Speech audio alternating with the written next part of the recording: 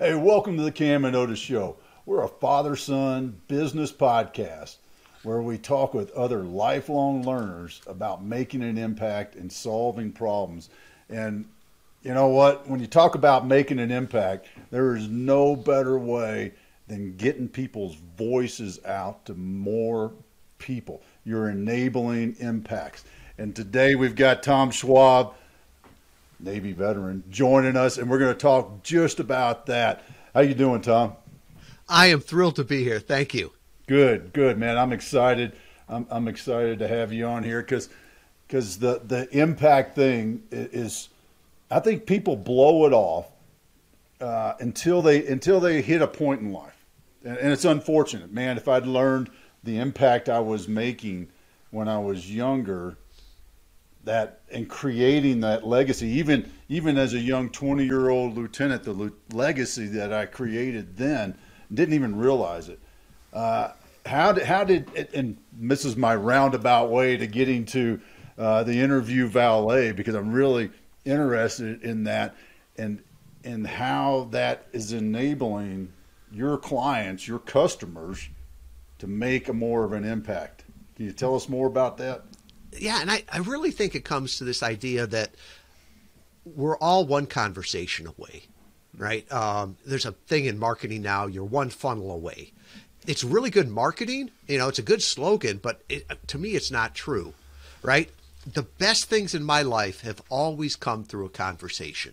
And as I look back at, my best customers, my best partners, my best team members, they all came from conversations, right? My bride did not come through a funnel, right? It came from a conversation, a personal introduction from a friend. And so I think we need to focus more on powerful conversations, not just for what it can do for our life, but like you said, Otis, what it can do for other people to make that impact. And, in years past, right, I would say, well, here I am in rural Southwest Michigan, right? How am I going to make an impact from here, right? But with technology today, right, you can always reach people. Prime examples, a podcast guest, a podcast host. And one of the things that I learned in the military that has been a huge, huge theme in my life is what's ordinary to you is amazing to other people, right? So we always undervalue what we know and overvalue what other people know. The person that knows fourth grade math is a god to the person that's trying to figure out second grade math. So no matter where you are in life, you can help people, you can have that impact. Yeah, why do you think that's so true? And it follows into there's that Tucson delay, Camden. It follows into that something I didn't think about it. I didn't really coin it or put it into a phrase until a little over a year ago. And that's the fact that you're being a selfish SOB if you're not sharing what you know. And I think you hit the nail on the head there. It is we've got all this experience and knowledge, and why would you keep it? I mean, it's not like a savings account that I'm going to leave behind for Camden when I'm dead, because you know what, all that stuff up there is gone as soon as I'm dead. It don't go in a bank. Yeah. We need to talk about that savings account, by the way, Dad. Tom, what I was going to ask is, what do you think sets podcasting apart as a medium? I think that, especially when you compare it to like old school TV, like news, those type of things, you can see how it's longer format. But then I think there's an interesting thing where we've all observed that for a while now, and it's still the only place you can get the conversation. So what do you think sets it apart so much as a medium for that, impact-driven conversation? I think it's the realness of it, the authenticity. It's not super edited. You can have real conversations. And I remember there's a client came to us recently, and I'm like, well, why do you want to do podcast interviews? And this guy's a high-level consultant, and I loved his answer. He paused and he goes, because I think most of digital marketing today is the digital equivalent of advertising above a urinal. And I had to pause, and I'm like, what do you mean by that? And he's like, they say you're supposed to be everywhere, right? And he's like, if my clients saw me, the first time they saw me was on social media, or, I'm there doing a dance on TikTok or something. He's like, that's a reason for them not to hire me. It's almost like, if you're looking for the best restaurant in town, you're looking for the best cardiac surgeon, the best defense attorney, right? Are you going to hire the one or go to the one that's like on the park bench or the bus or above the urinal? No, you're probably going to get it from a referral or because you heard about it. So I think, going back to that one funnel away, if you're trying to sell $5 widgets, there's a place for that, on digital marketing. But if you're really trying to sell a higher value, a higher relationship, to set yourself apart, well, it takes I believe it takes a conversation on that. So I'm always curious about life on a submarine, and folks, if you did miss the intro, he is a Navy vet, and you spent some time on some of our most valuable national defense assets, and I'm always, because I couldn't stand being in a tank, and I could get out of a tank and not have to worry about water coming in. I couldn't handle that. How did that shape your young life, and being in that container like that for months on end? All right, this is a weird answer, but it forced me not to go in the submarine force. So I had to be on a sub between my sophomore and junior year at the academy, and that 4 days was the longest month of my life. I hated being on a submarine. So when I graduated, the old needs of the Navy, they needed nukes, and I'm like, I'll do nuclear power, but I'm doing it on an aircraft carrier. So a lot more space. So I was a nuke, but I was a surface nuke. And it was interesting, and that's really where I got that idea of what's ordinary to you is amazing to other people. Mm-hmm. Because you could always tell somebody that was new on the ship, because they would climb up all the ladders, and there was this place called Vulture's Row where you'd watch the planes take off and land. And the first 3 or 4 days on board, you'd see everybody walking up there to do it. And then after a while, you're like, that's a long walk, right? And the longer you stayed on there, it's like a nuke. We were down below the water line. For us, going topside meant going to the elevator or the hangar bay so you could look out the elevator door and see the sun. That's far enough. I don't need to go up there, right? And so, but what nuclear power taught me more than anything, Otis, and I'm sure you saw this too, is in business, I'm so amazed when either I say it or somebody else says it, that like, oh, you don't understand. My business is so complicated that I could never teach it. I could never systematize it. Mm-hmm. And I just have to start banging my head against the wall when I think that about my business.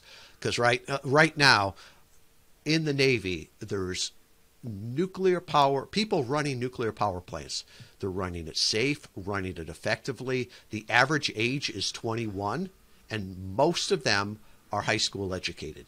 Highly brilliant people, right? Great training, great culture. But this idea of that to do my business, I've got to find people that are just like me. Or, to run a nuclear power plant, I need to have PhDs in nuclear physics. It's like it doesn't scale well, right? Mm-hmm. So that was a long answer to a short question of why I did not want to go on a sub. Well, I can empathize right there with you. Like I said, I mean, a tank was bad enough for me. The 1 or 2 times I went on a sub, and I was like, dang, I don't know how you guys do that. So yeah. Yeah, there's a question that we usually comes to mind when we talk with people who are in the Air Force or commercial pilots, and it's about the perspective being so high up. But I just started thinking, Tom, you've got an interesting perspective just being out in the middle of the ocean like that. How does that shape your worldview in a way of just being out there looking around at the horizon and there ain't nothing there? How did that change the way you view the world? That's a great question. I guess there's two things I would ask on that, right? Or would respond to that. The hardest job or the hardest class I ever had to take in college was swimming, right? I had to take 4 years of swimming, and I am an aqua rock, and I never understood it, right? Why do I have to be able to swim 2 miles, right? Navy ships are not that close. If I can swim 2 miles or 20 feet, I'm still just as far from shore. But what it did show me is just how big the world is. So I grew up in a small town in the suburbs of Chicago, right? It was like Mayberry. But I was never more than 100 miles away from my hometown. So my world was really small. And then by the grace of God and a technical error, I got into the Navy, right? I wasn't physically qualified. Seriously, I have monoscopic vision. I can't see 3D. But they didn't figure that out till my senior year. So I got to see the entire world. My world changed from when I was 17 to 18. 17, I'd never been on a plane, never been anywhere other than like 100 miles from my hometown. A year later, I'd been around the world, met people that saw the world differently than me. And it was just opened my eyes. It made me so much more curious. And that's one of the things I loved about being in the military. And so when I got out, I intentionally said, I've got to keep traveling. I've got to keep experiencing different cultures. And I think that's really why I love doing podcasting and meeting, people online, right? Because even though I live in, rural Southwest Michigan, right? I live on 6.5 acres. I have 2 miniature donkeys.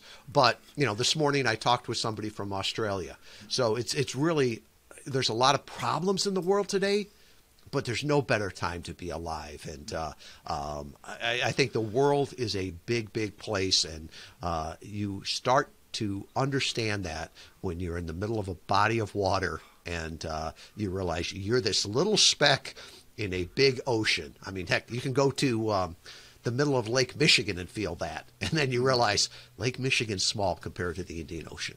I just keep picturing how it must feel because you get out there and you're like, oh my gosh, this is crazy. And then you start thinking, okay, wait, we've been moving how fast for how many days? And I still don't see anything. And how it just keeps, the perspective just keeps getting bigger and bigger and bigger. How do you think that's influenced your approach to business as far as trying to make those connections and that type of thing? Man, you're asking great questions. It's really causing me to. This is like therapy. I think I really think it changes your idea of what's possible. Right? When you start to look at how many people are in the world, how big the world is. I remember being in New York City just before COVID and everything, and standing up on one of the buildings and looking out and thinking, like, how many potential customers can I see right now, right? For my business, heck, I could probably see 100,000 potential customers right there, right? And we serve a couple hundred at any one time.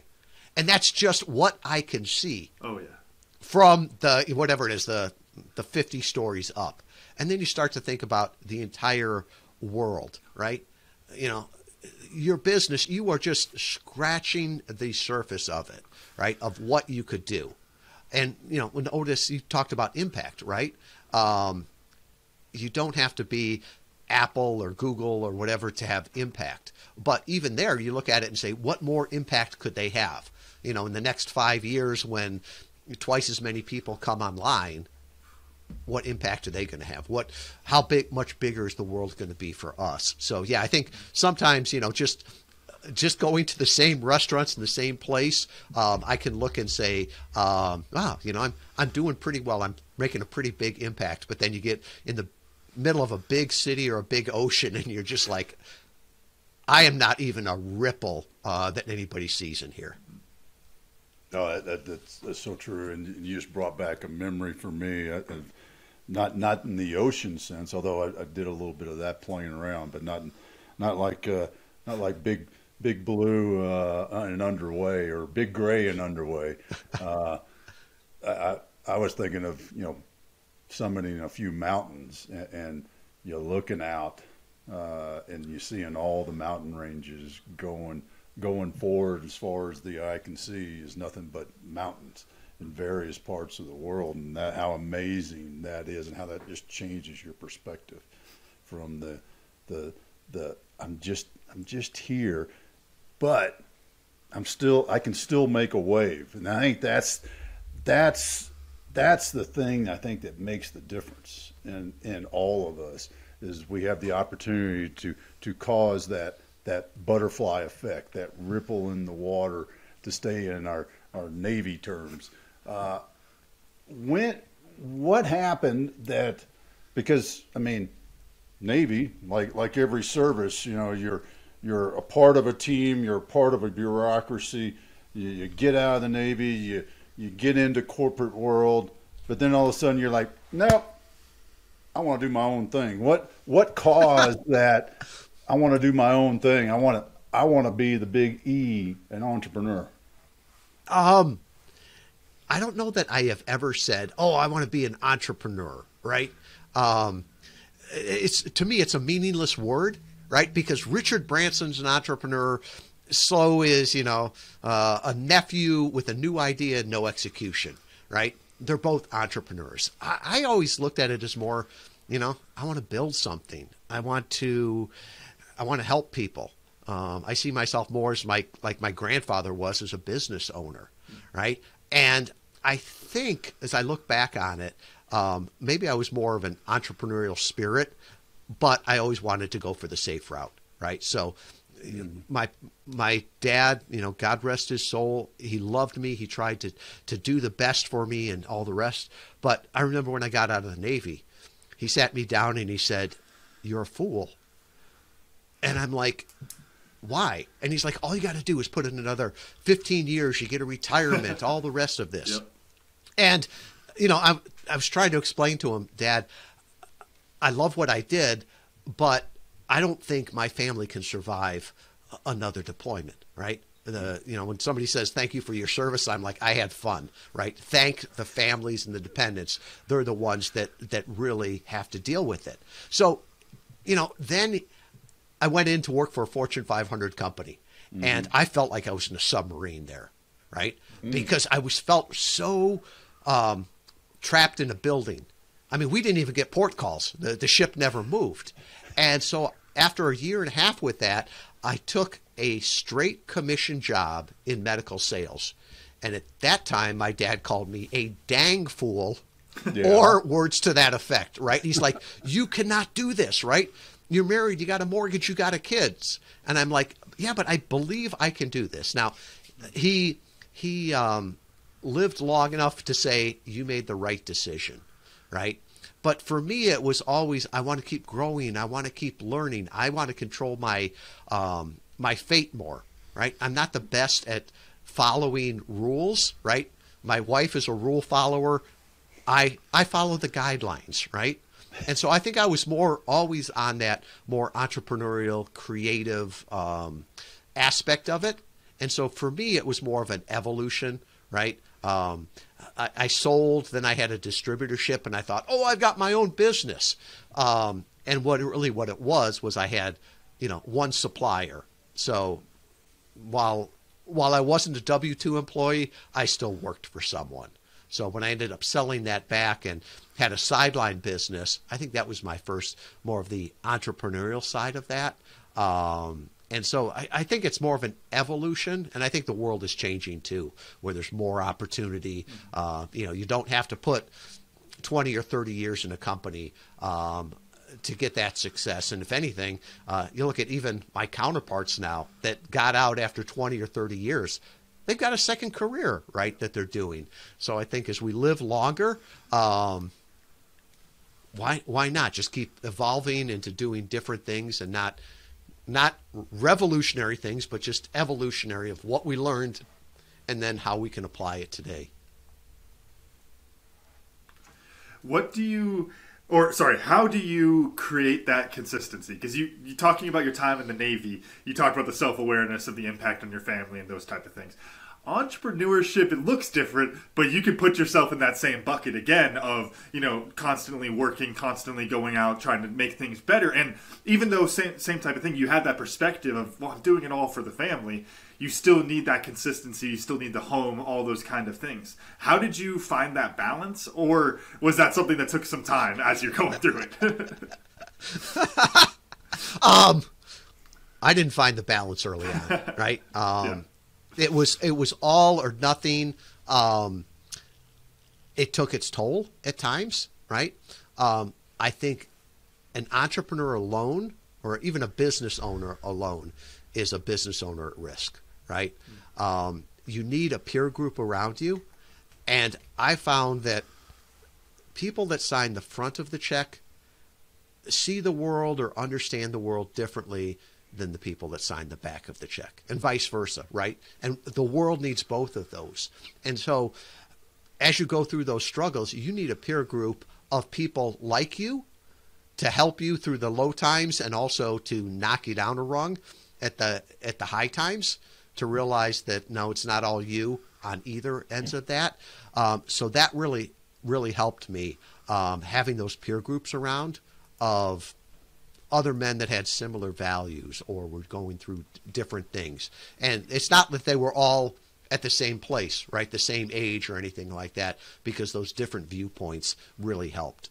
I love our team is all remote right now, right? Not everybody wants to live in Kalamazoo, Michigan. What? Yeah, right. So that's where the world headquarters are. Now we've got 30 team members in Europe and North America. About 60% of them are military spouses. But I love the remote work, but isolation is also it's cruel and unusual punishment in most places, right? But yet we do it to ourselves, right? I'll just isolate myself in the office, work harder, and it doesn't work. And I don't know if that I consider it work-life balance. As I think of that, it sets me up for failure. I want work-life integration, right? I can think of a great uncle I had. Uncle Doug was a cow farmer. He had no work-life balance, right? Christmas, Easter, whatever it was, the cows didn't care. They still needed to be milked at a certain time. But he had this work-life integration where, he had time off between milkings where he could be there for his kids and do fun stuff and things like that. So I try looking at that, not so much work-life balance, but work-life integration, right? Wednesdays we call best day ever. I kick off early. My bride and I go to pick up the grandkids, and I switch from my entrepreneur hat to my pa hat, and then I get to go out and play there. So I don't know that if I had perfect work-life balance and worked from 8 to 5 every day, that I would have that. So I strive for work-life integration. I want to jump all over this because we talk about the same thing, but we just say it's all life. There's no integration. It's all life. Mm-hmm. But when you start talking about milking the cows, I gotta let Camden jump in on that because he spent some time learning some lessons about how friendly dairy cattle can be. Oh, they're very friendly. It's the bull you got to watch out for.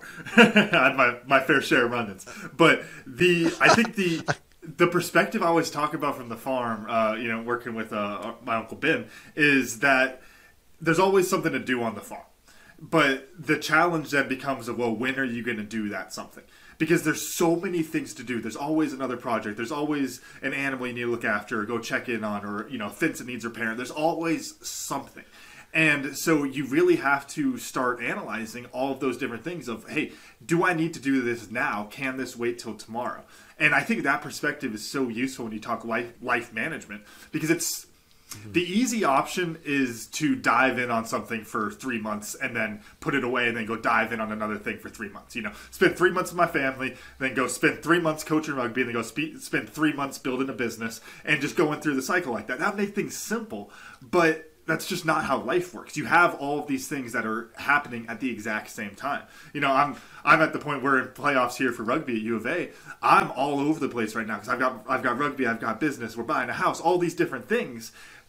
But as I've had a great coach, Otis, remind me before, if I was just doing one of those things, I'd drive myself crazy. It's having all of those different pieces, because those are all the different pieces of your life. And I think it's that you just have to have that awareness of, okay, yeah, there's so many things that can be done. Yeah, there's so many things that I want to do, but it's when are you going to do them? When do they really need to be done? Because there's so much time. You've got to be particular about when you're using it.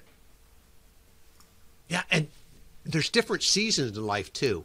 A buddy of mine from the academy, Chris Hodges, wrote a book. I love it. It's a parable called Placing Stones. And he's like, if you think of stones as time, we can place them wherever we want. But there's different times where you can place stones, right? So when you've got young children, they're only going to be young for a little bit of a time. Right. So it's important to set that foundation there. Right. When now my kids are out of the house, it's not like I'm going to say, well, I'm going to drive them to school and do all the rest of that. No, that's past. If you want to be an Olympic athlete, there's a certain time in a season that you have to do that. I can't say, well, now I'm going to retire early and I'm going to become an Olympic athlete in my 50s. No, that time was probably more in your 20s. So I think there's different seasons for that too, and to realize what season you're in and put the priority there, right? Because if you don't put the priority, you're going to have consequences later. How did you come up with the shift though? Because folks out there in radio land, just so you know, Tom's in the same kind of age demographic that I am. How did you come up with a shift to do a business into such a one of those realms and industries that is like almost like we used to say about the internet, 20 years ago? It's like, that'll never catch on. And you've done that with podcasting as a business and getting, matching guests and shows and things like that. And at the time when we were all going, how do you spell podcast? You jumped into it pretty early. How did that risk acceptance come to be? There was a phrase or a joke we used to use in the Navy. You have to be smart enough to know what right answer when told. And so that's how it came about. So my previous business had been built up, and I sold it off using inbound marketing, right? Using guest blogs. 20 years ago, that's the way you built up a digital marketing. Post on somebody else's website, you get that exposure, you get the backlinks, all the rest of that. So built a company up that way, sold it off. And then I started to think, as I had some buddies said, hey, can you help me with this? I thought, I bet you could use podcast interviews the same way we used to use guest blogs, right? And I'm not a writer. For me, a blog is a homework assignment. Talking is easy. So I'm like, I bet you could do this and do sort of guest blog on podcasts.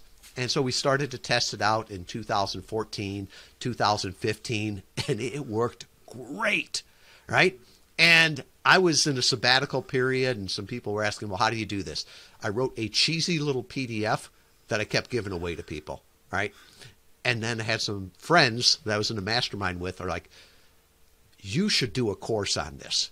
So I did a cheesy little course, kept doubling the price every 2 weeks, and whatever feedback I got, I would put it in to continually improve the course. Never took it out of beta. And honestly, I couldn't, because it was like people weren't using it, right? And I would ask them, and the people that were honest were the ones that came to me and said, I understand what you're trying to teach me, but, I just want to be the guest. You take care of all the rest. And I was like, oh, that's good copy. And they're like, you got to do this, right? So I beta tested it for 6 months to prove to them that it wouldn't work. I had 2 people working on it with me, and it worked really, really well. I mean, to the point where Interview Valet came from one of our clients. Matt Miller's a Air Force Academy graduate.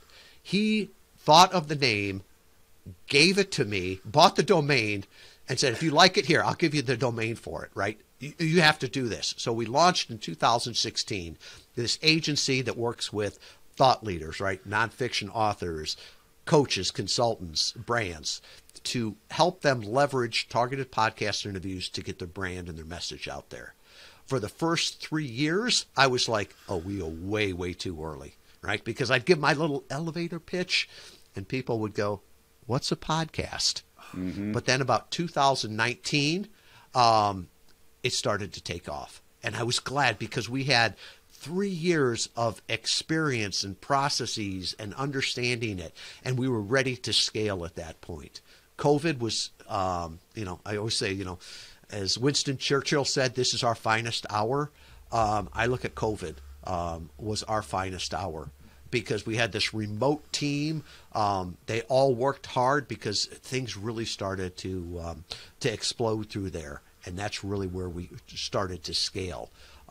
So I always look at that and say it was evolutionary, not revolutionary. And I was smart enough to know right answer when told.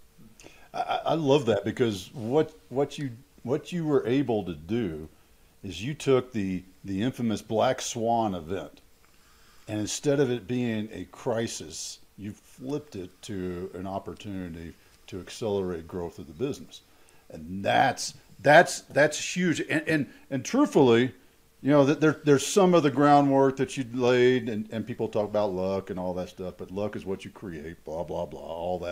All that, right? We don't want to. I can go down that rabbit hole for another hour.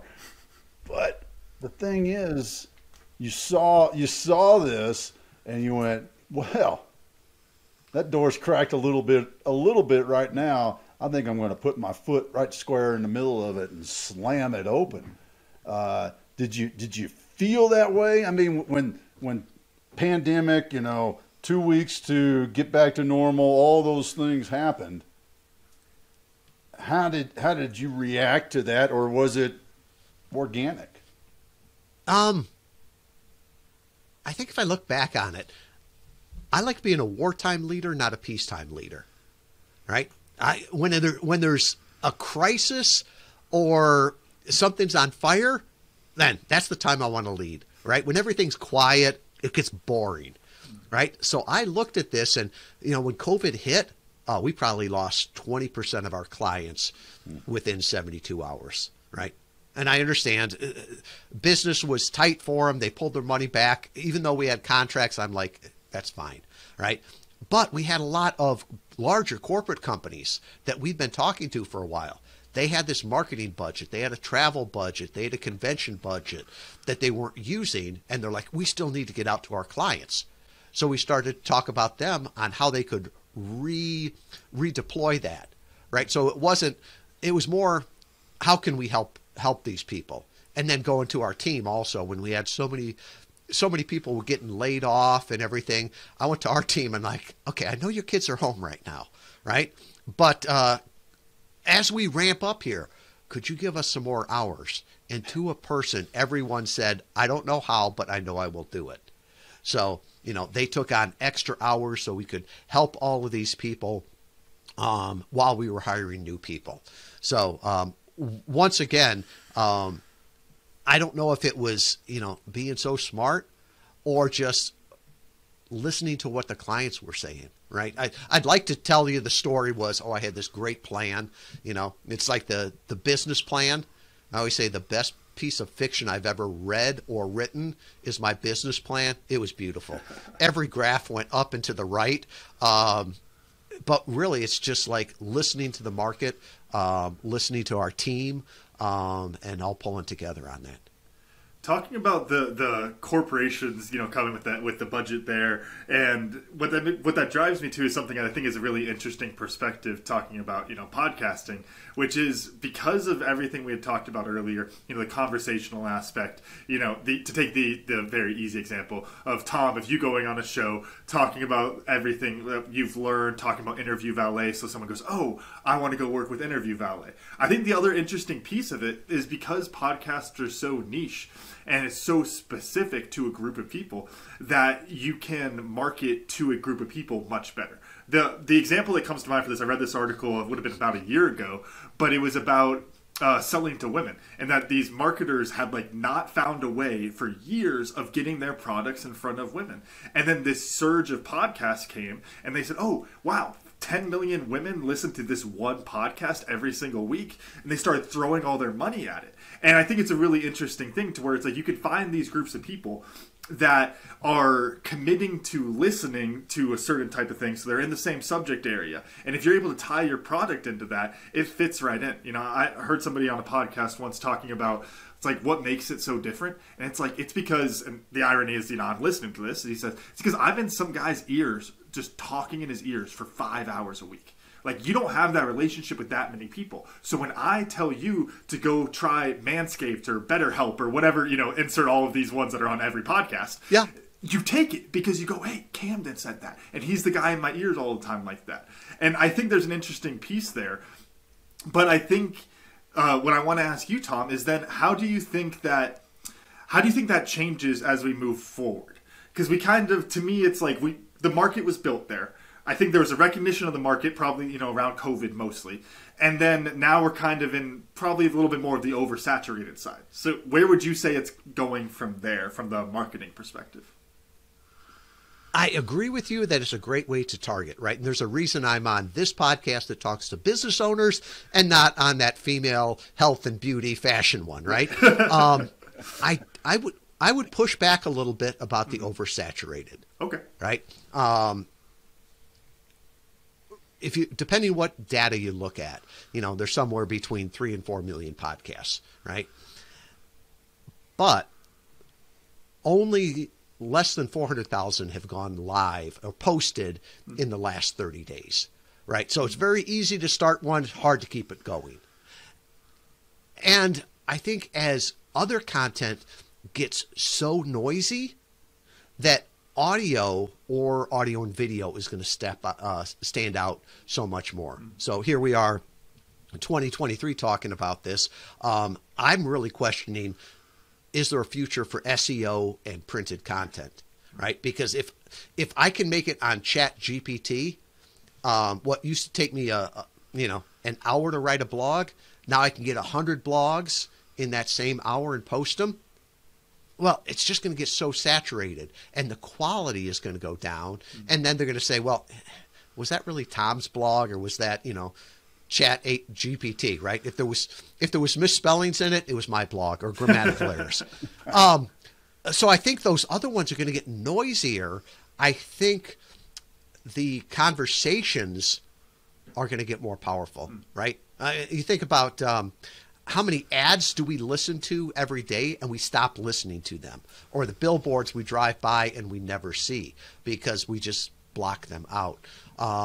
Even sometimes on ads, I wonder if placed ads in podcasts are going to be as effective, right? We've all got that button that says fast forward 10 seconds or, Overcast, what I use for when I listen. There's certain podcasts I know the first 60 seconds are ads. So I have it start at the 60-second point, right? So I'm not sure that they're as powerful in there. I think the ones that are host read throughout there become more powerful. Like, because you said, wow, Cam and Otis told me about this, right? That's more powerful than, and now let's go, to our sponsors. I think that's important. And also for the company to be out there talking. Right? Because people buy from people, and especially for higher level things, right? So I want to know what the culture is, why they started it. And I'll give you an example of this. Early on, we worked with a guy by the name of Gavin Zaklinski. He started Acuity Scheduling, which was the first acquisition of Squarespace. And talking with him, he said he feels that his marketing efforts and how he built it through podcast interviews made him more valuable than other ones like Calendly or Schedule Once or all the rest of that. Because, let's be honest, they all did about the same, right? But I heard Gavin on how he built it for his mom, why he built it, how his team was all based in the U.S. And it was sort of that culture in it, right? And the other ones, I don't know, are they out of Bangladesh or what we'd say Timbuktu or whatever? I don't know. But it's like, yeah, I know Gavin. I like him. I'm going to stay with him. So his churn rate was less than that. And I think you're not going to be able to do that. You look at the old, Harry's Razors. Remember when that video came out? What's the difference between Harry's and Gillette and all the rest of that? I don't know that there's a quality difference, but I like that guy, right? He's funny. I know who the owner of the company is. I think that kind of relationship is getting more and more powerful. So I think doing that through media is going to be easier on things like, long form videos, long form interviews, things like that. So I think the heyday of podcasting, I think, is still ahead of us. And I think to add on to that, I think it really plays into what we have right now to call it like the celebrity, like rock star CEO that we see with like Elon Musk and Jeff Bezos. So like everyone seems to like really be playing into that. And even for a smaller company, it kind of trains the customer to look for that. Of like, even though I know that, the guy selling me t-shirts up the road, shout out to Anthony Spencer, coach rugby with him. Great t-shirts, Vivid t-shirts, Vista t-shirts. But, even though he's not Elon Musk, he's not this, it's still, that's Anthony. I know Anthony. I know him. And it's like, it still just creates that, even on a local level, just here for Tucson, it's like, no, that's the t-shirt guy. And it starts to build that rapport, exactly to your point. I think that's a really interesting thing to see it keep moving forward like that on the smaller scale for the businesses. Well, and speaking of that scale, one of the things that I'd love to hear more about is, as you scaled and you mentioned 30 of your team members in Europe, how have you managed to establish and sustain a culture in a completely dispersed organization? Very painfully. And I'll be honest with this, right? Sometimes I have to relearn lessons. So early on, we'd scale up, and all of a sudden we got to be, I don't know, we were probably 22 people or so.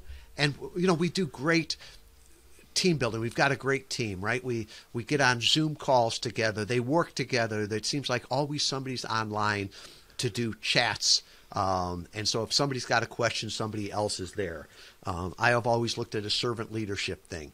So even though I wasn't meeting the people in real life, I reach out to them. I cared about them as people, especially with military spouses, right? Just talking with them and saying, yeah, your spouse is going on deployment. Yeah, take some time off, and now they're on deployment. Sure, you can have extra hours, right? With that. But when all of a sudden we hit that tipping point, it was right around 24, maybe 2024. It seemed like we had so many people and it was getting so complex. And for a while I was beating my head against the wall, and then I'm like, what does the military do in things like this? It's right. You don't have a squad of 100 people. I'm like, we got to break it down, right? And so it was painful. But I said, we're going to break it down into pods, right? And we're going to have a pod that's in charge of business, one that's in charge of, real estate and investing, another one's that's health, nutrition, and wellness. So we're going to break it up as sort of mini companies inside there. And then I'm going to take, some of the people that are up and coming leaders, right? And say, can you be the player coach in here? Can you be the captain? I'll mentor you. I'll help you with all of that. And that worked so well, right? And now I'm almost at that point where, where somebody says something about your kid and you're like, well, I didn't even know that, but thank you. I'm so proud. That's where I am. And my goal now in it is really to support the team, especially support and develop the leaders in that, and to support the next generation of leaders. That's where I'm spending most of my time. You know, one of the things you'll see CEO in my title, but I'm very quick to say it's Chief Evangelist Officer, right? I am not the CEO that deals with Wall Street and investors and everything. No, I'm out there evangelizing for the market, for our clients, and for our team, right? And so it's been fun. It's been a more rewarding leadership experience in the last 2 years than I've ever had. And that goes back even to, leading in the military. Could you share just one literal tactic to help some other folks out? Because I think a lot of people really struggle with building the culture and building that rapport with their teams, working remotely. Could you just share one tactic for that? Yeah. Be honest, be real, be vulnerable, right? Early on, somebody pointed out to me that nothing will ruin a relationship more with your spouse, your God, your relatives and friends, or your team quicker than pretending like you're perfect, right? Because they all know you're not, and they're just going to stand back and watch you do that, and watch you figure it out. So I try being real and authentic, right? And say, take to the leadership team, we got this problem. I don't know what's causing it or how we're going to fix it, but you're closer to it. I know you can do it. The other thing is my team knows that if they get an email from me and it doesn't have a grammatical or spelling error, it's a phishing thing. Don't respond to it. So I'm great at videos, right? And I'll just jump up. I do one every Monday morning that's called the weekly wrap up. And most of the time I'll run outside, and have something in the background and just say, hey, here's what happened last week, the good, the bad, the ugly. I'm looking forward to our, all hands call on Thursday. Or I do a lot of those Loom videos just to share up-to-date information. Share wins, right? And then also being very transparent. We were talking about the recession, I don't know, probably 6 months ago, right? And I wanted them to hear it from me before they heard it on the news, that tough times were coming. This is what we're doing. This is what we're getting ready for. And we've always done the best, when there's tough times. So trying to be forward with them. Another great example, and I know you asked for one and I've given you like 4, was, remember that weekend when it was like, is SVB going to melt down the entire banking system? We get paid on Monday. I pay my people quickly for the job they do, and we typically get paid on Monday, right? So as I'm hearing this over the weekend, is this all going to melt down and everything?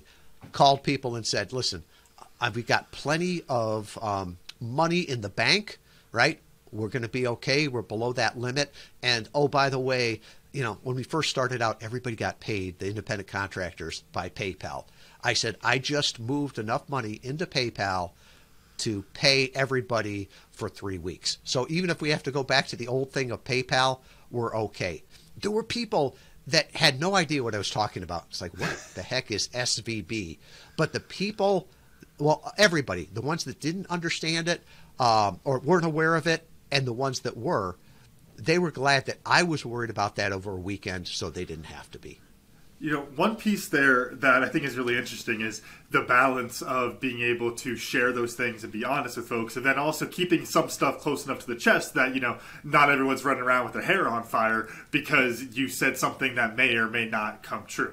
So I want to give you a chance to get into that speculative area a little bit here, which is the future of podcasting just broadly. We talked about audio and video. We've seen things going more and more towards the video side over the last few years.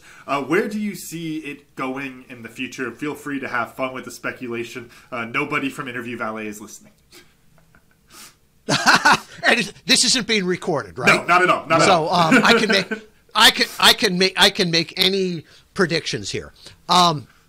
History repeats itself, right? And I remember a few years ago, I was at a conference at Harvard. I got actually invited to speak at this conference, and they did it on podcasting.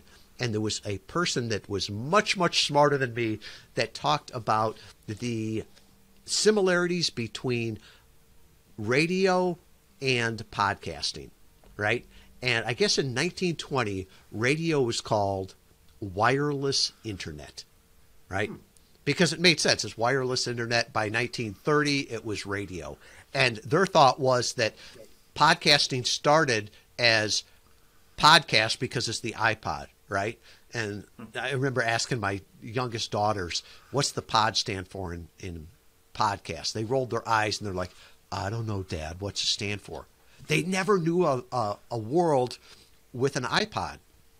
So I think we're evolving, right? And somebody that's listening to this in 2030 is laughing every time we say podcast, right? I think it's going to be called something different, and I think it's evolving too, right? Podcast used to mean audio only. Well, we're recording video here, right? If somebody sees this on YouTube, is it a podcast? If somebody hears this on XM radio, when it gets picked up and rebroadcast, is that still a podcast? When it's transcribed and somebody that is vision impaired and hearing impaired, gets this through Braille or whatever, is that still a podcast? I don't know. I don't care, right? The biggest thing is I think there's a lot of problems in the world today, but there's no better time to be alive or to be a business owner, because we can create in the way that is the easiest way for us. And for me, that's audio and interviews like this. And it can be repurposed into ways that are easy for customers, right? Not everybody listens to audio, but you can get the transcript. You can do blogs and stuff like that. So I think all of this is merging, right? What's television today? Is Netflix television? What's a movie? If a movie is released and I see it on Netflix, is it still a movie? Everything is sort of merging, and it's just sort of becoming content and conversations.